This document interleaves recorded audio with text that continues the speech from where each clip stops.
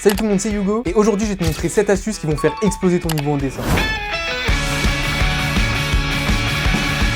On va commencer avec un bonus, c'est une astuce mais bon je te la compte pas.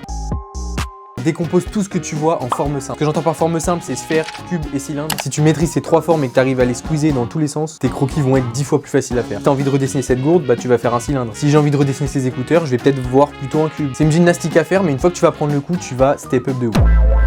Pour la première astuce, c'est pas directement du dessin, mais tu vas comprendre, cultive ton imaginaire. Ce que j'entends par là, c'est hésite pas à aller sur Pinterest. Analyse des refs, analyse des photos, analyse des artbooks, enregistre tout ce qui t'inspire et surtout pense à trier parce que ça, à l'avenir, ça va énormément t'aider quand tu auras envie de faire une illustration. Tu pourras faire des moodboards très rapidement. Et puis même si à un moment t'as plus d'inspi, tu vas dans ce que t'as enregistré et en 30 secondes, tu sauras quoi dessiner. Que ce soit de la création ou de la copie. Et si tu veux pousser ce conseil un peu plus loin, n'hésite pas à aller prendre des travaux de professionnels. Évidemment, j'aime beaucoup ce que font les amateurs, mais quand tu regardes ce qui est fait au niveau professionnel, il y aura forcément un degré de détail et d'exigence beaucoup plus élevé et inconsciemment ça va rentrer dans ta tête. Et en parlant de rentrer dans ta tête, grave tout ce que tu vois, ou du moins tout ce qui t'intéresse. Cette astuce, ça me fait beaucoup penser à Kim Jong-gi, je sais pas si tu vois qui c'est, un très grand artiste, à son âme. Ce gars-là, il a une banque imaginaire énorme. Il te dessinait des illustrations de ouf sans même passer par un croquis, c'est aberrant. En tout cas, nous, ce qu'on va chercher à faire avec cette astuce, c'est de graver, donc dessiner tout ce qui nous intéresse. Mais ce que j'entends par dessiner, c'est pas faire des beaux dessins, c'est faire des dessins qui vont te permettre de comprendre. Par exemple, dernièrement, j'ai voulu apprendre à dessiner un chat de tête, donc sans modèle. Et pour ça, j'ai regardé comment était l'anatomie d'un chat, comment marchaient ses muscles, comment il bougeait, comment ça fonctionnait en fait. Et des fois, ça te prendra 20 à 30 minutes et t'auras quelque chose de nouveau dans ta tête. Et si t'as lié à ça les formes simples que je te disais en début de vidéo, tu vas pouvoir redessiner n'importe quoi dans toutes les positions. Bref, ça mériterait même une vidéo entière. Abonne-toi. Cette astuce, tu vas peut-être la trouver bateau, mais dessiner régulièrement, c'est mieux que dessiner beaucoup. Je te la dis quand même parce que beaucoup se mettent la pression de peut-être pas pouvoir dessiner 1 heure par jour, mais rentre-toi bien dans la tête que dessiner 20 minutes par jour, c'est beaucoup mieux que dessiner une fois 2 heures dans la semaine. Par exemple, quand j'ai appris l'anatomie du corps humain, j'ai tout appris en 2 jours, j'ai rien retenu, j'ai tout oublié 2 semaines après. Alors que là, dernièrement, je me fais minimum 20 minutes d'anatomie par jour et je progresse de ouf, pour la simple et bonne raison que ça rentre dans ma mémoire à long terme. Pour du dessin, c'est ce qu'on cherche à faire, sinon ça sert à rien. Bon, là je sens que t'en as marre, t'as envie qu'on passe au dessin, t'inquiète, cette astuce elle est pour toi. Lâche-toi pendant ton sketch. Je sais, quand tu commences un croquis, ça te fait peur, c'est normal. Quand tu fais un croquis, retiens 2 règles. Utilise des formes simples avec les proportions. Là, ça fait 3 règles.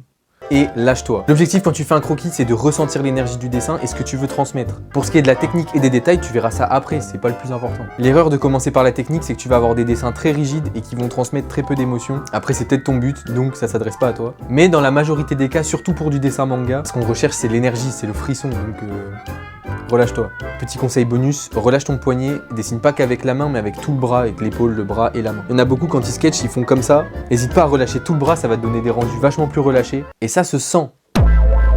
Pour l'ancrage, je t'avais déjà donné un conseil qui est toujours d'actualité, n'hésite pas à aller voir dans cette vidéo là. Bon, grosso modo, je te disais de mettre plus ou moins de relief selon les zones. Si ça t'intéresse, je te mets la vidéo juste là. Or, ce conseil, beaucoup m'ont dit qu'ils avaient juste du mal en fait à tracer la ligne. Pour ça, t'as les exercices un peu bateaux de faire des petits traits, des petits cercles, tout ça sur une feuille. Ça peut aider, mais perso, il y a un conseil qui m'a plus aidé que ça, c'est visualiser le chemin que va faire ton trait. Par exemple, si je veux tracer une ligne droite comme ça, au lieu de regarder le trait se faire, poser mon stylo ici, regarder là où je veux qu'il atterrisse, et je trace. Un peu comme quand tu conduis, tu regardes en face de toi, tu regardes pas en bas des roues et en espérant aller tout droit. Voilà, je sais pas si c'était le meilleur exemple. Non. Petit conseil pour les couleurs, beaucoup ont du mal à placer les ombres parce qu'ils savent pas d'où vient la lumière. Mon gars, astuce toute bête qui marche de ouf, tu te dessines un petit soleil au crayon à papier et tu sais d'où vient la lumière, tu peux pas oublier avec ça. T'as plus qu'à mettre les ombres à l'opposé. Par exemple, si la lumière vient d'en haut, tu te dessines le petit soleil au-dessus et à l'opposé, tu auras forcément l'ombre, comme là tu peux le voir ici. Évidemment, il faut prendre en compte les volumes, donc ça revient à la toute première astuce que je t'ai dit.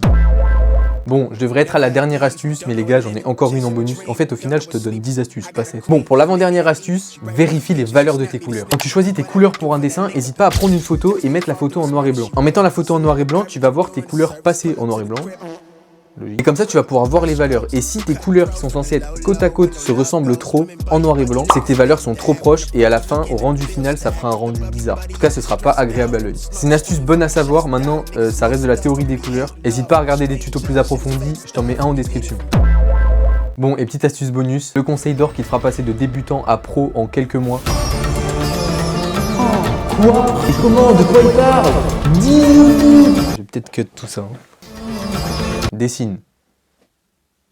Oublie jamais que le dessin c'est comme un sport. Si tu t'entraînes régulièrement avec une bonne méthode, c'est qu'une question de temps. Je sais qu'en cliquant sur cette vidéo, tu t'es dit « Ah, je vais gagner du temps sur mon apprentissage ». Oui, mais les gars, le vrai secret, c'est de dessiner un max. Parce qu'oublie pas que si c'était facile, tout le monde le ferait et l'art, ça aurait plus trop de signification. J'espère que toutes ces astuces t'ont aidé. J'en ai encore plein en stock, dis-moi si ça t'intéresse. Si tu veux d'autres astuces, je te mets mon autre vidéo en description. Et moi, je te dis à dans 2 semaines. Bisous, bisous. From the low, low, where no love goes. Women buddy, buddy like it's been that.